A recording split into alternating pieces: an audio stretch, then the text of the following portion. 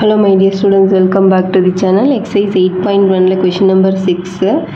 If angle A and angle B are acute angles such that cos A equal to cos B, show that angle A equal to angle B. So இங்க angle A வும் B யும் acute angles ன்னு சொல்லியிருக்காங்க. அதே மாதிரி cos A வும் cos B யும் equal ன்னு சொல்லியிருக்காங்க. நம்ம என்ன proof பண்ணணும்னா angle A வும் B யும் equal ன்னு proof பண்ணணும். So அதுக்கு நம்ம ஒரு triangle போட்டுக்கலாம். இதில் ஏவும் பியும் வந்து அக்யூட் ஆங்கிள்ஸ். ஸோ இங்கே ஏன்னு எடுத்துக்கிறேன், இங்கே பி எடுத்துக்கிறேன். ஏன்னா இது ரெண்டும் தான் அக்யூட் ஆங்கிள்ஸ். இது ரைட் ஆங்கிள். ஸோ ஏபிசின்னு எடுத்தால் ஏவும் பியும் அக்யூட் ஆங்கிள்ஸ்னு வராது. So ABC. ஸோ இதில் cos A equal to cos பின்னு ஒரு ஸ்டேட்மெண்ட் கொடுத்துருக்காங்க. Cos A equal to cos B. இப்போ காஸ் ஏக்கு காஸோட ரேஷியோ நம்ம எப்படி எழுதுவோம்? காஸ் ஏ ஆங்கிள் ஏ காஸ்க்கு வந்து adjacent by hypotenuse.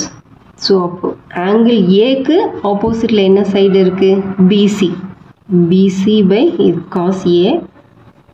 So cos ஏங்கும்போது ஏக்கு adjacent சைடு வந்து இது angle A.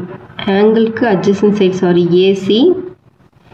AC by hypotenuse AB. Next cos B.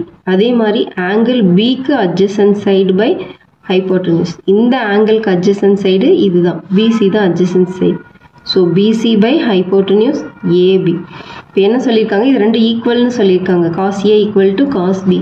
So அப்போ AC by AB equal to BC by AB.